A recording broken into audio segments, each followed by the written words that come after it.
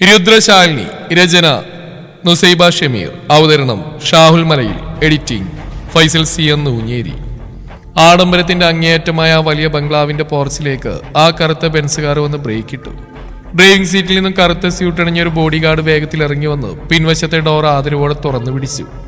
അതിലേക്ക് കയറാനായി വന്ന ശാലിനി ഒരു നിമിഷം ആകാശത്തേക്ക് നോക്കി ദീർഘമായി ശ്വാസമെടുത്തു. 20 വയസ്സിന്റെ എല്ലാ നിഷ്കളങ്കതയും തുളുമ്പുന്ന മുഖം, ആരും കൊതിക്കുന്ന പെൺസൗന്ദര്യം. പക്ഷെ ആ കാന്തക്കണ്ണുകളിൽ വിരഹത്തിന്റെയോ ഏകാന്തതയുടെയോ ഒരുതരം ശൂന്യതയുണ്ടായിരുന്നു. മോളെ ശാലു. പുറകിൽ നിന്നുള്ള ആ ഗാംഭീര്യമുള്ള ശബ്ദം കേട്ടാണ് അവൾ തിരിഞ്ഞു നോക്കിയത്. അവളുടെ അച്ഛൻ നരേന്ദ്രൻ, ബിസിനസ് സാമ്രാജ്യത്തിലെ മുടിച്ചൂടാ മന്നൻ. ശത്രുക്കളുടെ ഉറക്കം കെടുത്തുന്ന പേര്. പക്ഷേ ഈ സാമ്രാജ്യത്തിനുമപ്പുറം മകൾക്ക് മുന്നിൽ അയാൾ വെറും ഒരു അച്ഛൻ മാത്രമായിരുന്നു. അച്ഛാ. അവൾ ചുണ്ടിൽ നേർത്തൊരു പുഞ്ചിരി വരുത്തി അയാൾക്കടുത്തേക്ക് നടന്നു. കോളേജിലെ ആദ്യത്തെ ദിവസാ. അച്ഛൻ പറഞ്ഞൊന്നും മറന്നിട്ടില്ലല്ലോ അല്ലേ?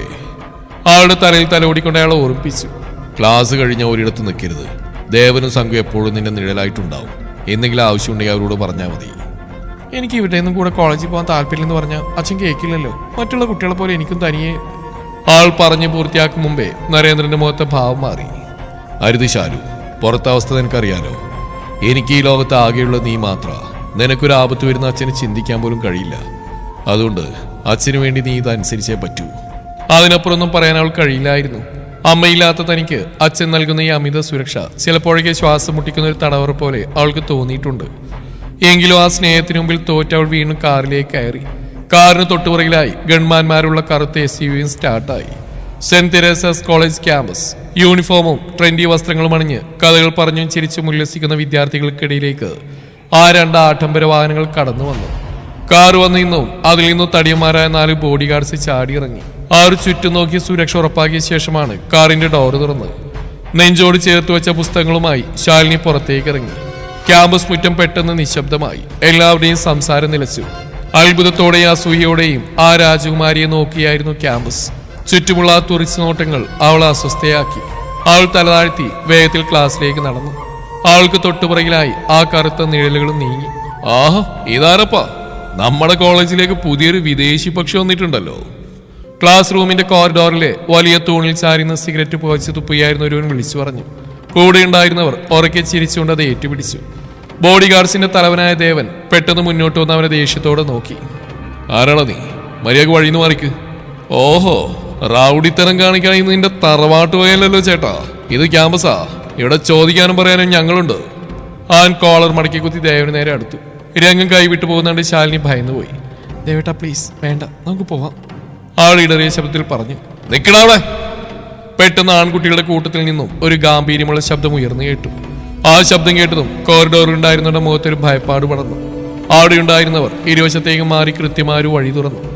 അവിടെയുള്ള ഒരു വലിയ ബെഞ്ചിൽ കാലുമേ കാൽ വെച്ച് കയ്യിലൊരു കനത്ത ബ്രേസ്ലെറ്റും കറക്കിയിരിക്കുകയായിരുന്നു അവൻ. കറുത്ത ഷർട്ടിന്റെ കൈകൾ മുകളിലേക്ക് മടക്കി വെച്ചിട്ടുണ്ട്. കണ്ണുകളിൽ ആരെയും ചവിട്ടി മതിക്കാനുള്ള തീക്ഷ്ണമായ ഭാവം. അവൻ പതിയെ എഴുന്നേറ്റ് അവർക്ക് നേരെ നടന്നു വന്നു.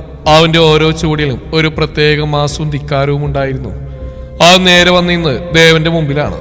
ദേവനേക്കാൾ ഉയരവും തന്റെ ഇടവും അവന്റെ ശരീരഭാഷയിൽ പ്രകടമായിരുന്നു. അവൻ ആ ബോഡി ഗാർഡ്സിനെ നോക്കിയ ശേഷം തന്റെ മുന്നിൽ പേടിച്ചു ഉറച്ചു നിൽക്കുന്ന ശാലിനിയുടെ മുഖത്തേക്ക് നോട്ടം തിരിച്ചു.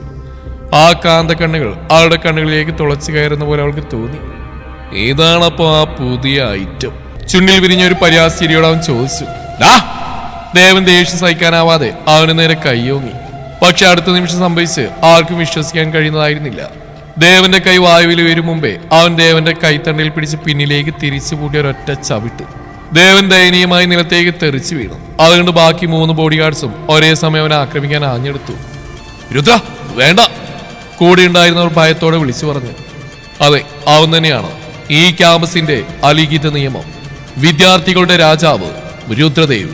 ദേവൻ നിലത്ത് വീണതും ബാക്കി 3 ബോഡി ഗാർഡ്സും ഒരൊറ്റ കുതിപ്പായിരുന്നു രുദ്രന് നേരെ. പക്ഷേ രുദ്രന്റെ ചുണ്ടിൽ അപ്പോഴും ആ പരിഹാസച്ചിരി ബാക്കിയുണ്ടായിരുന്നു. ആദ്യത്തെ ആൾ മുഖത്തേക്ക് കയ്യോങ്ങിയതും രുദ്രൻ ഒഴിഞ്ഞു മാറി അവന്റെ നെഞ്ചിലേക്ക് ഒരൊറ്റ ചവിട്ട് വെച്ചു കൊടുത്തു. അവൻ തെറിച്ചുപോയി കോറിഡോറിലെ തൂണിലിടിച്ച് വീണു. ബാക്കി 2 പേരും കൂടി അവനെ ഒന്നിച്ച് കീഴ്പ്പെടുത്താൻ നോക്കിയെങ്കിലും കോളേജിലെ തല്ലും വഴക്കും പുത്തരിയല്ലാത്ത രുദ്രന് അവരെയൊക്കെ നേരിടാൻ നിമിഷങ്ങൾ മാത്രമേ വേണ്ടി വന്നുള്ളൂ. ഒരു മിന്നൽ വേഗത്തിൽ അവൻ 2 പേരെ ഇടിച്ച് താഴെയിട്ടു. കോളേജ് കോറിഡോർ നിശബ്ദമായി. കണ്ടുനിന്ന വിദ്യാർത്ഥികൾ ശ്വാസം അടക്കി പിടിച്ച് നിന്നു. ശാലിനി പേടിച്ചു ഉറച്ച് എന്ത് ചെയ്യണമെന്നറിയാതെ കയ്യിലെ പുസ്തകങ്ങൾ നെഞ്ചോട് ചേർത്ത് പിടിച്ച് ചുമരിലേക്ക് ഒട്ടി നിന്നു. അവളുടെ കണ്ണുകൾ നിറഞ്ഞിട്ടുണ്ടായിരുന്നു. തന്റെ സംരക്ഷണത്തിന് വന്നവർ ചോരയൊലിപ്പിച്ച് നിലത്ത് കിടക്കുന്നത് അവൾക്ക് താങ്ങാൻ കഴിയാവുന്നതിലും അപ്പുറമായിരുന്നു. രുദ്രൻ തന്റെ ഷർട്ടിന്റെ കോളർ ഒന്ന് ശരിയാക്കി നിലത്ത് കിടന്ന ദേവന്റെ അടുത്തേക്ക് നടന്നു. അവന് നെഞ്ചിൽ ചവിട്ടി പിടിച്ചുകൊണ്ട് അവൻ താഴേക്ക് കുനിഞ്ഞു. പോയി നിന്റെ മുതലാളിയോട് പറഞ്ഞേക്ക്, ഇത് നരേന്ദ്രന്റെ കോട്ടയല്ല, രുദ്രദേവിന്റെ ക്യാമ്പസ് ആണെന്ന്. ഇവിടെ കളിക്കാൻ നോക്കിയാ ഈ ചോരയല്ല, ഇതിനപ്പുറം കാണേണ്ടി വരും. കൊണ്ടുപോകണവന്മാരെ എന്റെ കണ്ണുമ്പീന്ന് രുദ്രൻ ഗർജിച്ചു. അടിയേറ്റ് നടന്ന ബോഡി ഗാർഡ്സ് പരസ്പരം താങ്ങിക്കൊണ്ട് എങ്ങനെയൊക്കെ അവിടുന്ന് എഴുന്നേറ്റ് ഓടി രക്ഷപ്പെട്ടു. അവർ പോയതും രുദ്രൻ പതിയെ തിരിഞ്ഞു. അവന് നോട്ട് നേരെ ചെന്നിന്ന് ശാലിനിയിലാണ്. പേടിച്ചു വിറച്ച് ഒരു പാവക്കുട്ടിയെ പോലെ നിൽക്കുന്ന അവളിലേക്ക് അവൻ അല്പ അഹങ്കാരത്തോടെ നടന്നെടുത്തു. അവൾ പേടിയോടെ കണ്ണുകൾ ഇറുക്കി അടച്ചു. തന്റെ നേരെ അവൻ കൈയൊങ്ങുമോ എന്ന് അവൾ ഭയന്നു. പക്ഷെ അവൾക്ക് തൊട്ടുമുമ്പിൽ നിന്ന് അവൻ നിന്നു. അവളുടെ മേൽ അവന്റെ നിഴൽ വീണു. എന്താണ്, നിനക്ക് വലിയ പത്രാസാണെന്ന് കേട്ടല്ലോ. പുറത്ത് നിന്റെ അച്ഛൻ വലിയ പുലിയായിരിക്കും, പക്ഷേ ഇവിടെ താൻ വെറും ഒരു സ്റ്റുഡന്റ് മാത്രമാണ്. ഈ ബോഡി ഗാർഡ്സിന്റെ പത്രാസം കാണിച്ച് ഇവിടെ പഠിക്കാന്ന് വിചാരിക്കണ്ട. ഇരുപത്തിരണ്ട് അവളുടെ മുഖത്തേക്ക് നോക്കി ആജ്ഞാപിക്കുന്ന സ്വരത്തിൽ പറഞ്ഞു. ശാലിനി പതിയെ കണ്ണുകൾ തുറന്നു. പേടിയുണ്ടായിരുന്നെങ്കിലും അവളുടെ കണ്ണുകളിൽ അപമാനത്തിന്റെ കണ്ണീരുണ്ടായിരുന്നു. അവളൊന്നും മിണ്ടാതെ അവനെ മറികടന്ന് ഓടാൻ നോക്കി. പക്ഷേ രുദ്രൻ പെട്ടെന്ന് അവളുടെ കൈത്തണ്ടയിൽ കയറി പിടിച്ചു. ആ സ്പർശനത്തിൽ ശാലിനി ഒന്ന് ഞെട്ടിപ്പോയി. ഇതുവരെ സ്വന്തം അച്ഛനല്ല മറ്റൊരു പുരുഷനും അവളെ തൊട്ടിട്ട് പോലും ഇല്ലായിരുന്നു. ഞാൻ സംസാരിച്ചു തീരുമ്പോ എങ്ങോട്ടാടി ഇറങ്ങി ഓടുന്നത്? അവനവളുടെ കണ്ണുകളിലേക്ക് നോക്കി ചോദിച്ചു. വിട്, എന്നെ വിട് പ്ലീസ്. ആൾ കരഞ്ഞുകൊണ്ട് കൈ വിടുവിക്കാൻ നോക്കി. രുദ്ര, വിടറ അവളെ, അതൊരു പെൺകുട്ടിയല്ലേ. കൂട്ടത്തിൽ നിന്ന് അവന്റെ കൂട്ടുകാരനായ അർജുൻ മുന്നോട്ട് വന്ന് പറഞ്ഞു. രുദ്ര ഒരു നിമിഷം അവളുടെ ആകുലഞ്ഞ മുഖത്തേക്കും നിറഞ്ഞ കണ്ണുകളിലേക്കും നോക്കി. അവളുടെ നിഷ്കളങ്കത അവന്റെ ഉള്ളിൽ എവിടെയോ ഒരു ചെറിയ ചലനമുണ്ടാക്കിയെങ്കിലും പുറത്തു കാണിച്ചില്ല. അവൻ പതിയെ അവളുടെ കയ്യിലെ പിടിയയച്ചു. ഇനി ഈ ക്യാമ്പസിൽ ആ ബോഡി ഗാർഡ്സിന്റെ നിഴൽ പോലും കണ്ടുപോകരുത്, കേട്ടല്ലോ. അവൻ കൈവിട്ടതും ശാലിനി തിരിഞ്ഞോക്കാതെ കരഞ്ഞുകൊണ്ട് ക്ലാസ് റൂമിലേക്ക് ഓടി. അതേസമയം കോളേജിന് പുറത്ത് വണ്ടിയിൽ കയറിയ ദേവൻ നേരെ നരേന്ദ്രനെ വിളിച്ചു. ഹലോ സർ, ഒരു പ്രശ്നമുണ്ട്. ദേവന്റെ ശബ്ദം ഇടറുന്നുണ്ടായിരുന്നു. എന്താ ദേവ, ശാലുവിന് എന്തെങ്കിലും? നരേന്ദ്രന്റെ ശബ്ദത്തിൽ അങ്കലാപ്പ് നിറഞ്ഞു. ഹലോ സർ, മോളുടെ ക്ലാസ്സിന് മുമ്പിൽ വെച്ച് ഇവിടെയുള്ള റൗഡി പയ്യൻ ഞങ്ങൾ തടഞ്ഞു. ഞങ്ങൾക്കൊന്നും പ്രതികരിക്കാൻ പോലും കഴിഞ്ഞില്ല സർ. അവൻ മോളെയും ഭീഷണിപ്പെടുത്തി. ഫോണിന്റെ മറുതലക്കൽ ഒരു നിമിഷം നിശബ്ദത വളർന്നു. പിന്നീട് കേട്ട നരേന്ദ്രന് ദേഷ്യം കൊണ്ടുള്ള ശ്വാസമെടുപ്പാണ്. ആരാടാ അവൻ? എന്റെ മകളുടെ നേരെ കയ്യോങ്ങ മാത്രം ധൈര്യമുള്ളവൻ. ഏതാ ചെക്കൻ? നരേന്ദ്രൻ പല്ലിറുമിക്കൊണ്ട് ചോദിച്ചു. അവന്റെ പേര് രുദ്രദേവ് എന്നാണ് സാർ. രുദ്രദേവ്. ആ പേര് കേട്ട് നരേന്ദ്ര മുഖത്തെ ദേഷ്യം മാറി. അവിടെ ഒരു ഞെട്ടലുണ്ടായി. അയാളുടെ കയ്യിലെ ഫോൺ പതിയെ താഴേക്ക് നീങ്ങി. ആ പേര് അയാൾക്ക് അത്ര അപരിചിതമായിരുന്നില്ല. ഫോൺ കട്ട് ചെയ്ത ശേഷം നരേന്ദ്രൻ തന്റെ ആ വലിയ ഓഫീസിലെ കസേരയിൽ തളർന്നിരുന്നു. അയാളുടെ നെറ്റിയിൽ വിയർപ്പ് തുള്ളികൾ പൊടിഞ്ഞു തുടങ്ങിയിരുന്നു. ജനാലയിലൂടെ പുറത്ത് ആകാശത്തേക്ക് ശൂന്യമായി നോക്കുമ്പോൾ അയാളുടെ മനസ്സിലേക്ക് വർഷങ്ങൾ മുമ്പുള്ള ചോരയൊഴുകിയ ചില ഓർമ്മകൾ ഇരച്ചു കയറി. രുദ്രദേവ്, ദേവനാരായണന്റെ മകൻ. ഒടുവിൽ അവൻ എന്റെ മകളുടെ മുമ്പിൽ തന്നെ വന്നു വിട്ടല്ലേ. നരേന്ദ്രൻ ദേഷ്യത്തോടെ മുഷ്ടിയുരുട്ടി. നരേന്ദ്രന്റെ ഇന്നത്തെ ഈ ബിസിനസ് സാമ്രാജ്യത്തിന്റെ വളർച്ചയ്ക്ക് പിന്നിൽ ചവിട്ടിമതിക്കപ്പെട്ട ചില ജീവിതങ്ങളുണ്ടായിരുന്നു. അതിലൊന്നായിരുന്നു രുദ്രന്റെ കുടുംബം. അതുകൊണ്ട് തന്നെ രുദ്രന്റെ സാന്നിധ്യം തന്റെ മകൾക്ക് വലിയൊരു മരണക്കെണിയാണെന്ന് അയാൾക്ക് മനസ്സിലായി. അയാൾ വേഗത്തിൽ വിറക്കുന്ന വിരലുകളോടെ ദേവനെ വീണ്ടും വിളിച്ചു. ദേവാ, നീ ഇപ്പൊ തന്നെ ബാക്കി ആൾക്കാരെയും കൂട്ടി കോളേജിലേക്ക് ചെല്ല്. ശാലുവിനെ കൂട്ടി നേരെ വീട്ടിലേക്ക് പോരണം. ഇനി അവൾ ആ കോളേജിന്റെ പടി ചവിട്ടണ്ട. അതേസമയം കോളേജിൽ ക്ലാസ് റൂമിലെ വിജനമായ ഒരു കോണിയിലിരുന്ന് ശാലിനി വിങ്ങിപ്പൊട്ടുകയായിരുന്നു. കോളേജിലെ ആദ്യ ദിവസം തന്നെ ഇത്ര വലിയ അപമാനവും കോലാഹലവും അവൾ ഒട്ടും പ്രതീക്ഷിച്ചതല്ല. ക്ലാസ്സിലെ മറ്റു കുട്ടികളാരും അവളുടെ അടുത്തേക്ക് വരാൻ പോലും ധൈര്യപ്പെട്ടില്ല. എല്ലാവരുടെയും കണ്ണുകളിൽ രുദ്രൻ എന്ന പേരിനോടുള്ള ഭയമായിരുന്നു. പെട്ടെന്ന് ക്ലാസിന്റെ വാതിലൊരു നിഴൽ കണ്ടാണ് ശാലിനി ഞെട്ടി തലയുയർത്തി നോക്കിയത്. അത് രുദ്രനായിരുന്നു. കൂടെ അർജുനും ഉണ്ടായിരുന്നു. രുദ്രൻ ക്ലാസ്സിലേക്ക് കയറി വന്നു. അവിടെ ഉണ്ടായിരുന്ന വിദ്യാർത്ഥികളെല്ലാം ശ്വാസമടക്കി നിശബ്ദരായി. ആളിരിക്കുന്ന ബെഞ്ചിന് നേരെയാണ് അവന്റെ ചൂടുകൾ അടുത്തത്. ശാലിനിയുടെ ഹൃദയമിടിപ്പ് ഭയങ്കരമായി കൂടി. ആൾ പേടിയോടെ ബെഞ്ചിന്റെ അറ്റത്തേക്ക് കൂടുതൽ ഒതുങ്ങിയിരുന്നു. രുദ്രൻ അവളുടെ മുമ്പിൽ വന്ന് നിന്നു. എന്നിട്ട് തന്റെ കയ്യിലുണ്ടായിരുന്ന ഒരു ഡയറിയും പേനയും അവളുടെ മുന്നിലെ ഡെസ്കിലേക്ക് പതിയെ വെച്ചു. എന്താടി, കരഞ്ഞു തീർന്നില്ലേ? ദാ ഇതെടുത്ത് നോക്ക്. രാവിലെ ഉണ്ടായ ബഹളത്തിനിടയിൽ തന്റെ പുസ്തകങ്ങളൊക്കെ പുറത്ത് ചെതറിക്കിടക്കുന്നുണ്ടായിരുന്നു. കൂട്ടത്തിൽ കണ്ടാ ഇത്. പിന്നെ തനിക്കിവിടെ പ്രത്യേക പരിഗണനയൊന്നും കിട്ടാൻ പോകുന്നില്ല. അതുകൊണ്ട് ആ പേടി അങ്ങ് മാറ്റി വെച്ചേക്ക്. ഒപ്പം ആ വലിയ രാജകുമാരിയാണെന്ന ഭാവവും. അതും പറഞ്ഞ് രുദ്രൻ ഒരു പുച്ഛത്തോടെ അവിടെ കണ്ണുകളിലേക്ക് തറപ്പിച്ച് നോക്കി. ശാലിനി പതിയെ ആ ഡയറിയിലേക്ക് നോക്കി. അവളുടെ അച്ഛൻ അവൾക്ക് സമ്മാനിച്ച അവളുടെ ജീവനായ ഡയറിയായിരുന്നു അത്. അവളത് വേഗത്തിലെടുത്ത് നെഞ്ചോട് ചേർത്ത് പിടിച്ചു. താങ്ക്സ്. വളരെ നേരത്തെ ശബ്ദത്തിൽ അവന്റെ മുഖത്തേക്ക് നേരിട്ട് നോക്കാൻ ധൈര്യമില്ലാതെ അവൾ പറഞ്ഞു. രുദ്രനൊന്ന് മൂളിയിട്ട് തിരിഞ്ഞടക്കാൻ തുടങ്ങിയപ്പോഴാണ് പുറത്ത് ക്യാമ്പസിനെ നടക്കിക്കൊണ്ട് വലിയൊരു ബഹളം ഉയർന്നത്. 3 വലിയ കറുത്ത വണ്ടികളിലായി 20ഓളം വരുന്ന ആയുധധാരികളായ ഗുണ്ടകൾ കോളേജ് ക്യാമ്പസിലേക്ക് ഇരച്ചു കയറി. അവർക്ക് നേതൃത്വം നൽകി മുന്നിൽ നടന്ന് നരേന്ദ്രന്റെ വിശ്വസ്തനും വലങ്കയുമായ അലക്സ് ആയിരുന്നു. ദേവനും കൂടെ ഉണ്ടായിരുന്നു. എവിടെയാടാ രുദ്രൻ? അവനെ ഇന്നും ജീവനോടെ ഈ ക്യാമ്പസിന് പുറത്തേക്ക് വിടില്ല. അലക്സ് കയ്യിൽ ഇരുമ്പോടി ഓങ്ങി ഉച്ചത്തിൽ വിളിച്ചു പറഞ്ഞു. കോമ്പൗണ്ടിലുണ്ടായിരുന്ന കുട്ടികൾ ജീവനം കൊണ്ട് 4 പാടും ചിതറിയോടി. ബഹളം കേട്ട് രുദ്രൻ അർജുനും ക്ലാസ്സിൽ നിന്ന് പുറത്തേക്ക് ഇറങ്ങി. തൊട്ടുപിറകെ ഭയത്തോടെ ശാലിനിയും. ആഹാ, അപ്പോഴേക്കും അടുത്ത സെറ്റ് എത്തിയോ? നരേന്ദ്ര സാറിന് ആൾബലം കുറച്ച് കൂടുതലാണല്ലോ. രുദ്രൻ ഒട്ടും ഭയമില്ലാതെ കോറിഡോറിലെ കൈവരിയിൽ ചാരിയെന്ന് പരിഹാസത്തോടെ ചിരിച്ചു. എടാ ചെക്ക, നീ ആരുടെ മോളെ ഭീഷണിപ്പെടുത്തിയെന്ന് എനിക്കറിയോ? നരേന്ദ്ര സാറിന്റെ ഒറ്റ മകളാ. അവളെ തൊട്ട നിന്നെ ഇന്ന് ഞാൻ. അലക്സ് പല്ലിറുമിക്കൊണ്ട് രുദ്രന്റെ നേരെ അടുത്തു. അലക്സ് ഏട്ടാ വേണ്ട, പ്ലീസ് നിർത്ത്. ശാലിനി കോറിഡോറിൽ നിന്ന് താഴേക്ക് നോക്കി കരഞ്ഞുകൊണ്ട് വിളിച്ചു പറഞ്ഞു. പക്ഷേ ചോര തിളച്ച് നിൽക്കുന്ന അലക്സ് അത് കേൾക്കാൻ തയ്യാറായിരുന്നില്ല. അവൻ രുദ്രന് നേരെ ആഞ്ഞെടുത്തു. രുദ്രനൊപ്പമുള്ള അർജുനെ നോക്കിയൊന്ന് പുഞ്ചിരിച്ചു. അർജുൻ, ഇന്ന് കുറച്ച് പണി കൂടുതലാണെന്ന് തോന്നുന്നു. നോക്കി നിൽക്കാൻ വാടാ. അടുത്ത നിമിഷം ക്യാമ്പസ് ഒരു യുദ്ധക്കളമായി മാറി. 20 പേർക്കെതിരെ രുദ്രനും അർജുനും മാത്രം. അലക്സിന്റെ ആളുകൾ രുദ്രനെ വളഞ്ഞ് ആക്രമിക്കാൻ നോക്കി. പക്ഷേ രുദ്രൻ ഒരു വന്യമൃഗത്തെ പോലെയാണ് പ്രതികരിച്ച് വായുവിൽ ഉയർന്നു ചാടി അവൻ അലക്സിന്റെ മുഖത്തടിച്ചു. ഇരുമ്പോടികളുമായി വന്നവരെയൊക്കെ അവൻ തള്ളി ചതക്കാൻ തുടങ്ങി. അർജുനും ഒപ്പം തകർത്താടി. മുകളിൽ നിന്ന് ഇതെല്ലാം കണ്ട് ശാലിനിയും ആകെ തകർന്നുപോയി.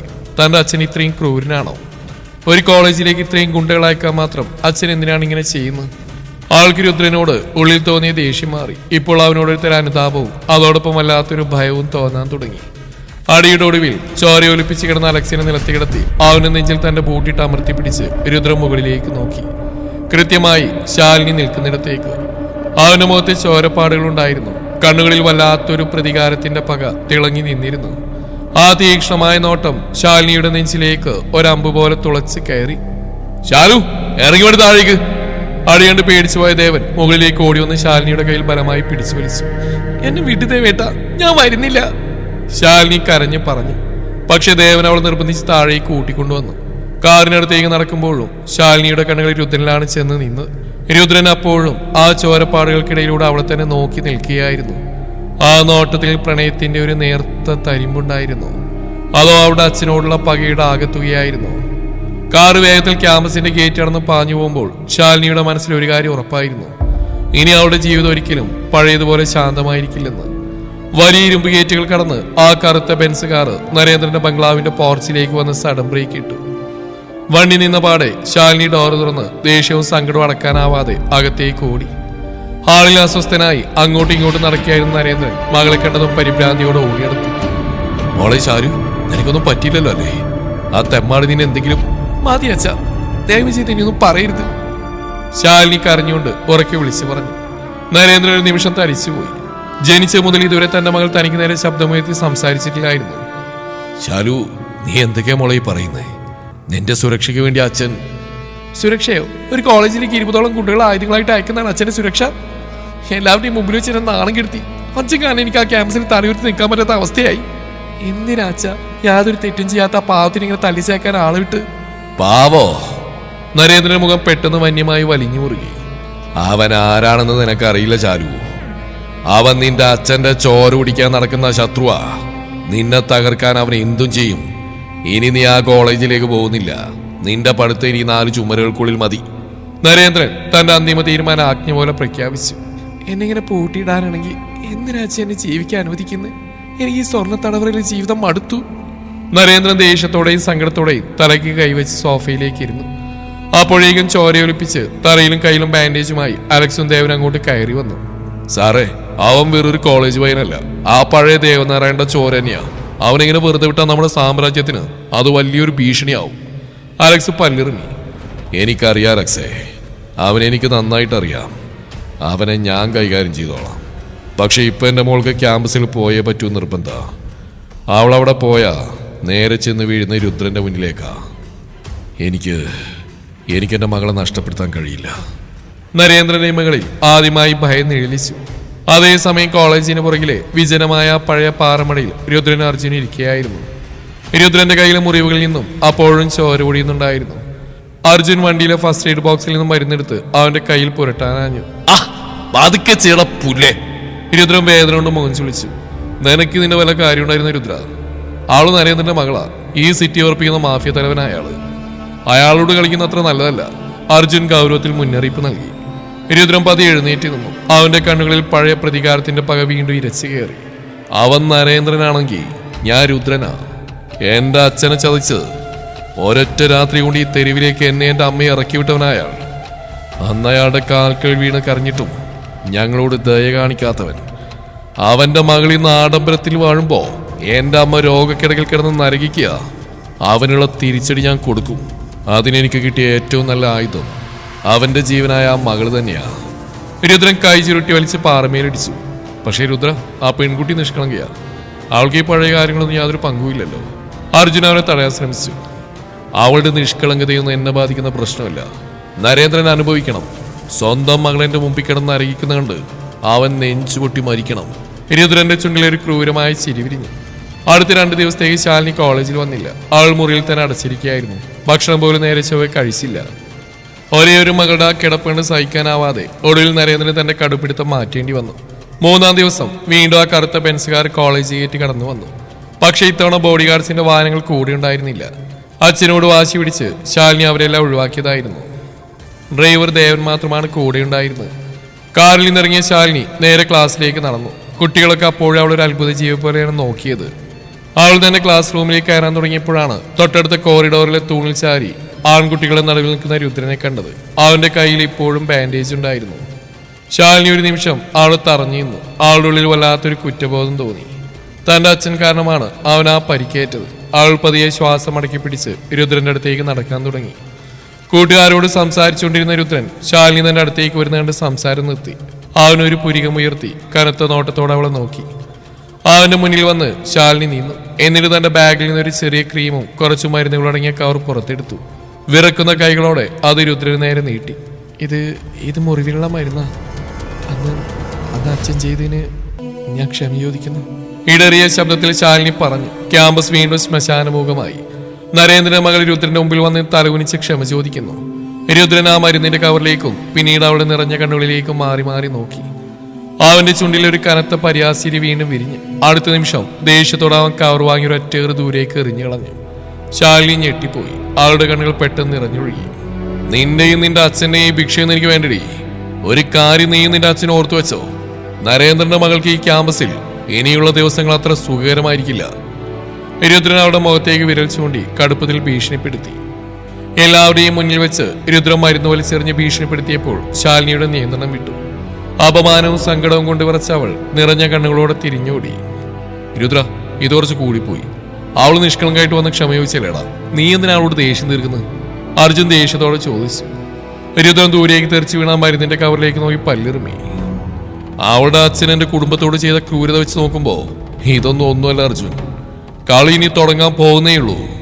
അടുത്ത കുറച്ച് ദിവസങ്ങൾ ശാലിനിയെ സംബന്ധിച്ച് നരകതുല്യമായിരുന്നു. രുദ്രൻ നേരിട്ട് അവളൊന്നും ചെയ്തില്ലേലും അവന്റെ ഒരൊറ്റ ആജ്ഞയിൽ കോളേജ് മുഴുവൻ അവളെ ഒറ്റപ്പെടുത്തി. ആരും അവളോട് സംസാരിച്ചില്ല. ലഞ്ച് ടൈമിൽ അവൾ ഇരിക്കുന്ന ബെഞ്ചിൽ നിന്നും മറ്റുള്ളവർ എഴുന്നേറ്റ് പോയി. അച്ഛന്റെ തലവറയിൽ നിന്നും കുറച്ചെങ്കിലും സ്വാതന്ത്ര്യം കിട്ടാൻ വേണ്ടിയാണ് അവൾ കോളേജിൽ വന്നത്. പക്ഷെ ഇവിടെ അവൾ കൂടുതൽ ഒറ്റപ്പെട്ടു. ഒരു ദിവസം വൈകുന്നേരം ക്ലാസ്സുകളെല്ലാം കഴിഞ്ഞ് കുട്ടികളെല്ലാം പുറത്തേക്ക് ഇറങ്ങിയിരുന്നു. ശാലിനി ലൈബ്രറിയിൽ നിന്ന് കുറച്ച് പുസ്തകങ്ങൾ എടുത്തു വരാൻ വൈകി. അവൾ കോറിഡോറിൽ നടക്കുമ്പോൾ കോളേജ് ഏതാണ്ട് വിജനമായിരുന്നു.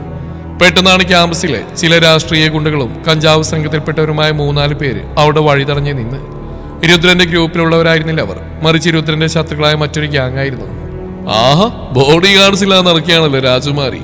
അച്ഛന്റെ പത്രാസൊക്കെ തീർന്നോ? കൂട്ടത്തിൽ മുന്നിൽ നിന്ന് സിഗരറ്റ് പുക അവരുടെ മുഖത്തേക്ക് ഊതിക്കൊണ്ട് ചോദിച്ചു. വഴിമാറി, എനിക്ക് പോണം. ശാലിനി ഭയത്തോടെ പിന്നോട്ട് മാറി.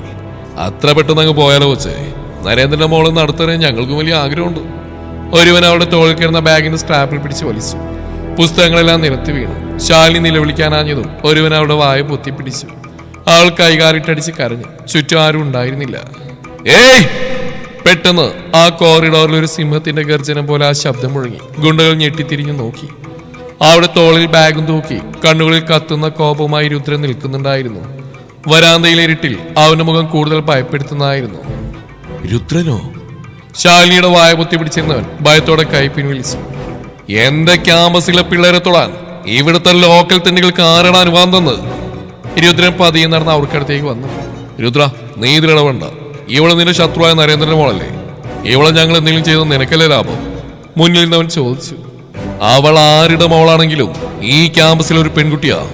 അവളുടെ മേൽ കൈവെക്കാൻ ഒരുത്തനെയും ഞാൻ അനുവദിക്കില്ല. മര്യാദക്ക് ഇറങ്ങിപ്പോയിക്കോ, ഇല്ലെങ്കിൽ നിന്റെയൊക്കെ ശവ ഈ ക്യാമ്പസിന് പുറത്തേക്ക് ചുമക്കേണ്ടി വരും. ഗുണ്ടകൾ പരസ്പരം നോക്കി. രുദ്രന്റെ തല്ലിന്റെ ചൂട് അറിയാവുന്നതുകൊണ്ട് അവർക്ക് കൂടുതൽ നിൽക്കാൻ ധൈര്യമുണ്ടായിരുന്നില്ല. എടുത്തോളാടാ നിന്നെ എന്ന് പിറുവിറുത്തുകൊണ്ട് ആറ് വേഗത്തിൽ അവിടുന്ന് ഓടി രക്ഷപ്പെട്ടു. ആറ് പോയതും ശാലിനി തളർന്ന് ചുമരിലേക്ക് ചാരി നിലത്തിരുന്നു പോയി. അവൾ വിങ്ങിപ്പൊട്ടി കരയുകയായിരുന്നു. രുദ്രൻ പതിയെ അവളുടെ അടുത്തേക്ക് നടന്നു വന്നു. നിലത്ത് കിടന്ന പുസ്തകങ്ങൾ ഓരോന്നായി എടുത്ത് അവൻ അവളുടെ മുന്നിലേക്ക് വെച്ചു. ഇത്തവണ അവന്റെ കണ്ണുകളിൽ പകയോ പരിഹാസമോ ഇല്ലായിരുന്നു. പകരം എന്തോ ഒരു തിരിച്ചറിവുണ്ടായിരുന്നു. അവൻ അവളുടെ മുന്നിൽ കാൽമുട്ടിൽ കുത്തിയിരുന്നു.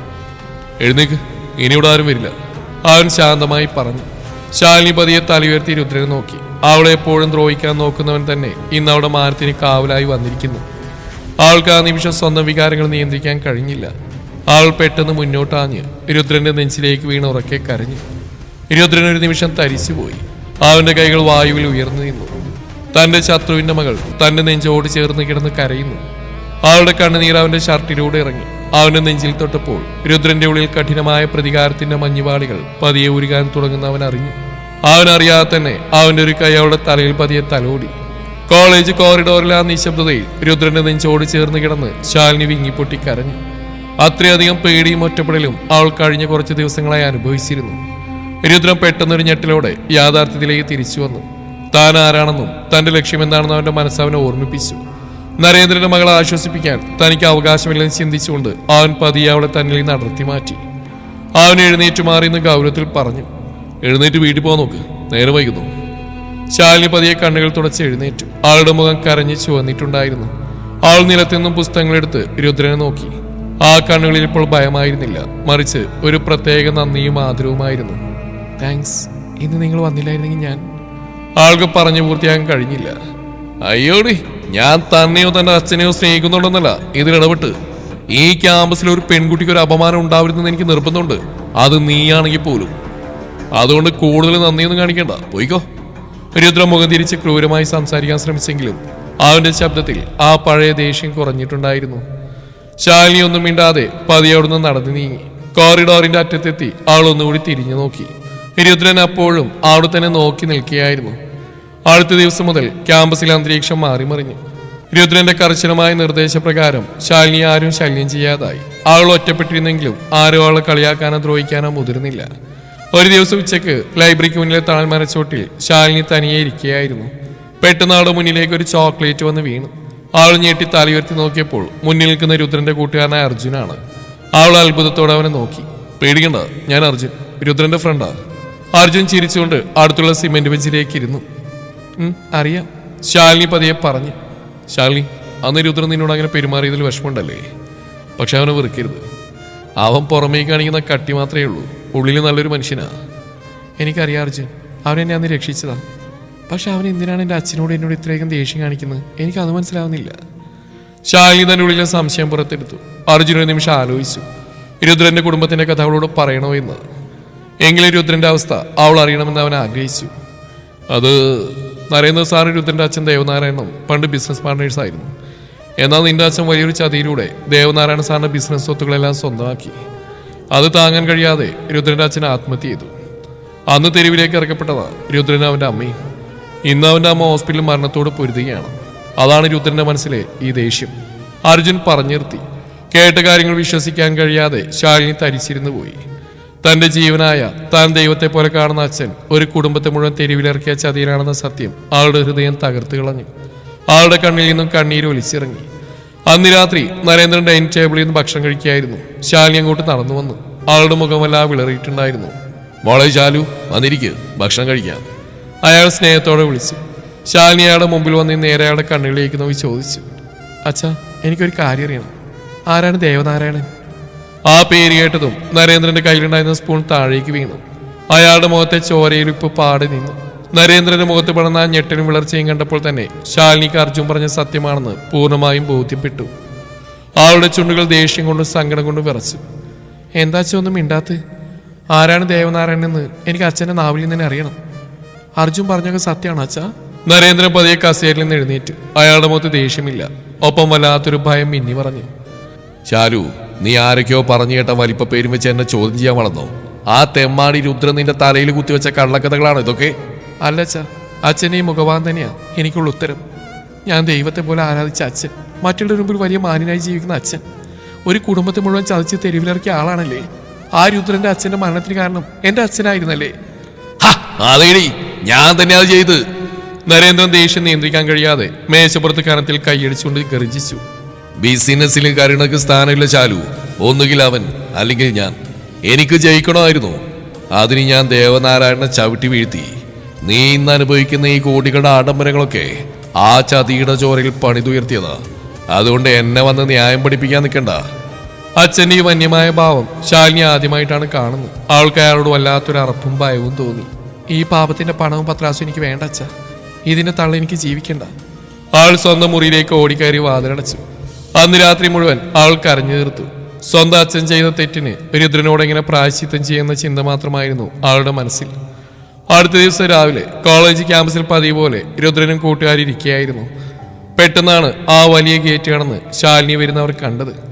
പക്ഷെ ഇത്തവണ അവൾ വന്നത് ആ കറുത്ത ബെൻസ് കാറിലായിരുന്നില്ല. ഒരു സാധാരണ ഓട്ടോറിക്ഷയിൽ നിന്നാണ് അവൾ ഇറങ്ങിയത്. അവളുടെ ദേഹത്ത് യാതൊരുവിധ ആഭരണങ്ങളും ഉണ്ടായിരുന്നില്ല. വളരെ ലളിതമായൊരു ചുരിദാറായിരുന്നു വേഷം.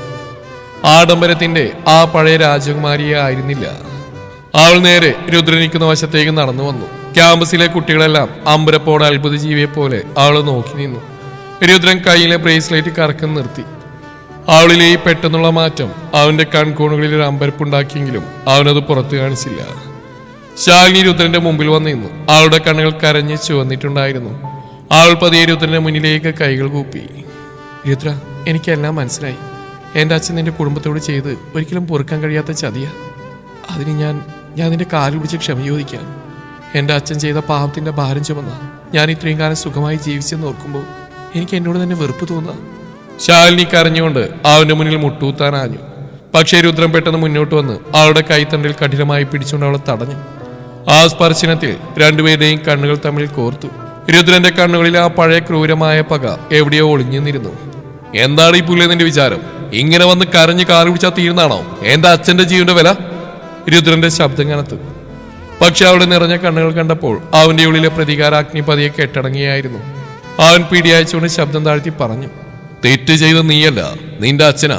നീ ഇതിലേക്ക് വരേണ്ട കാര്യമില്ല. പോയിക്കോടുന്ന്. അല്ലേ രുദ്ര, എനിക്ക് നിന്റെ അമ്മയൊന്ന് കാണണം. എന്നെ ഒന്ന് ഹോസ്പിറ്റലിലേക്ക് കൊണ്ടുപോകാമോ പ്ലീസ്? ശാലിനി ആചനയോടെ നോക്കി.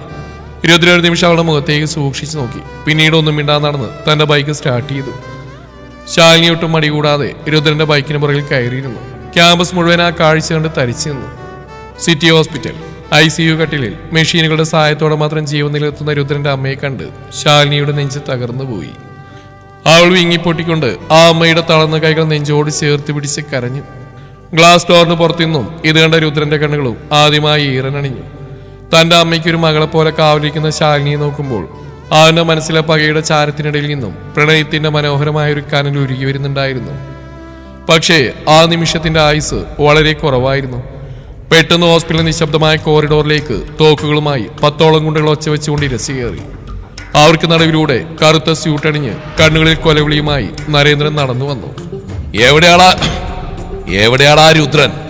എന്റെ മകളെ തട്ടിക്കൊണ്ടുവന്ന തെമ്മാടിന്ന് ഞാൻ ജീവനോട് ഇവിടുന്ന് പുറത്തേക്ക് വിടില്ല. നരേന്ദ്രൻ സിംഹഗർജനം ഹോസ്പിറ്റലിൽ മുഴങ്ങി കേട്ടു. നരേന്ദ്രന്റെ ആക്രോശം കേട്ട് ICUവിന് പുറത്തേക്ക് വന്ന രുദ്രൻ കണ്ടത് തോക്കുകളുമായി നിൽക്കുന്ന ഗുണ്ടകൾക്ക് നടുവിൽ കൊലവെറിയോടെ നിൽക്കുന്ന നരേന്ദ്രനെയാണ്. ആഹാ, നരേന്ദ്രൻ സാറ് നേരിട്ട് എഴുന്നള്ളിയോ? രുദ്രൻ ഒട്ടും കുലുങ്ങാതെ നെഞ്ചുരിച്ച് മുന്നോട്ട് വന്നു. അവന്റെ ചുണ്ടിൽ ആ പരിഹാസ്യരി വീണ്ടും തെളിഞ്ഞു. എന്റെ അച്ഛനെ ചതിച്ച ആ ബിസിനസ് സാമ്രാജ്യം തട്ടിയെടുത്തപ്പോ തീർന്നില്ലേടാ തന്റെ കൊതി? എന്റെ അമ്മ ജീവന് വേണ്ടി പിടയുന്ന ഈ ഹോസ്പിറ്റൽ വരാന്തയിലും ഗുണ്ടകളെയും കൊണ്ട് ചോരക്കളി നടത്താൻ നാടനിടാതെനിക്ക്. ഓർത്തു വെച്ചോ, അച്ഛന് നീ കൊടുത്ത ചതിയുടെ പരീക്ഷയും കൂട്ടി എന്റെ അമ്മയുടെ ഈ കണ്ണുനീരിനെ ഞാൻ പകരം ചോദിക്കും.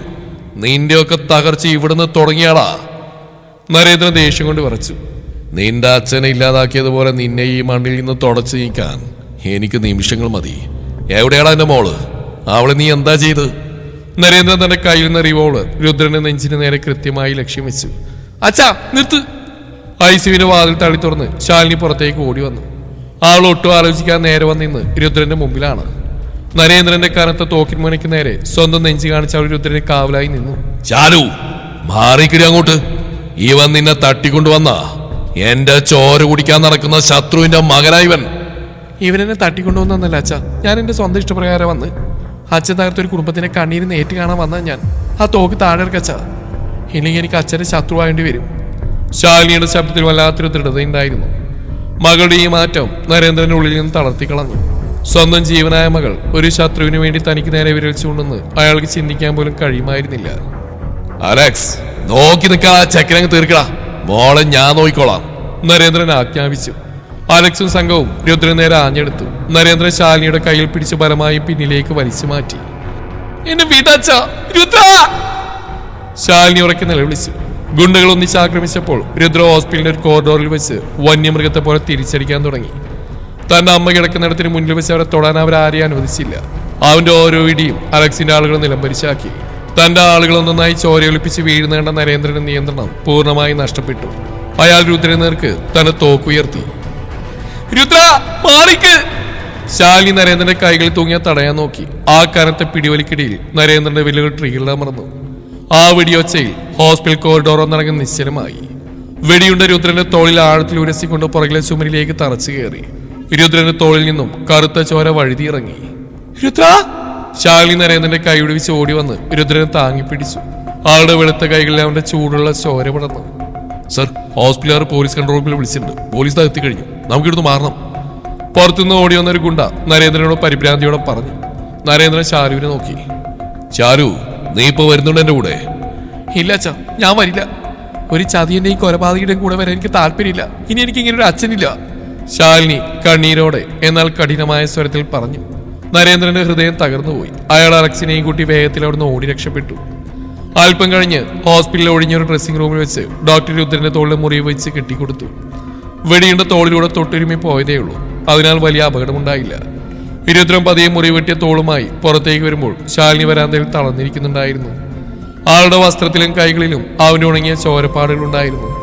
രുദ്രൻ അവിടെ അരികിലേക്ക് നടന്നു വന്നു. അവൻ ശൂന്യതയിലേക്ക് നോക്കിയിരുന്ന അവരുടെ മുഖത്തേക്ക് നോക്കി. ആ ആഡംബരത്തിന്റെ രാജകുമാരി ഇന്ന് തനിക്ക് വേണ്ടി സ്വന്തം അച്ഛനെയും കോടികളുടെ സാമ്രാജ്യത്തെയും തെരുവിൽ ഉപേക്ഷിച്ചിരിക്കുന്നു.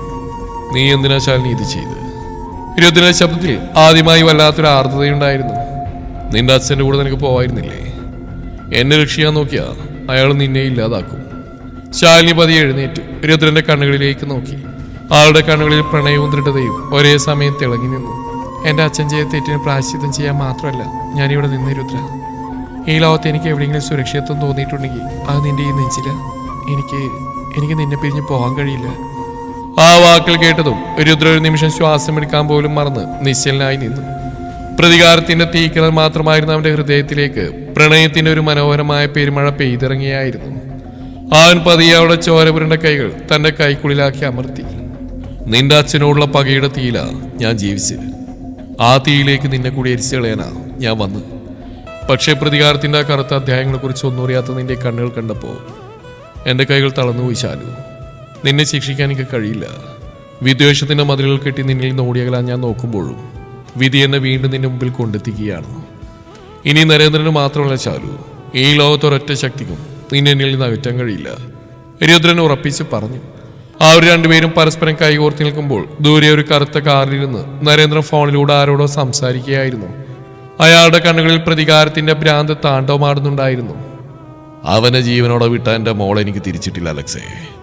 കോയമ്പത്തൂരിലെ ആ പഴയ ഷാർപ്പ് ഷൂട്ടർ കാളിയെ വിളിക്കുക. അവന് എത്ര കോടി വേണമെങ്കിലും കൊടുക്കാം. എനിക്ക് ആ രുദ്രന്റെ ശവം നേരിട്ട് കാണണം. നരേന്ദ്രൻ ദേഷ്യത്തോടെ ഫോൺ കട്ട് ചെയ്തു. തുടരും ഈ കഥയുടെ അവസാന ഭാഗം നാളെ ഇതേ സമയം.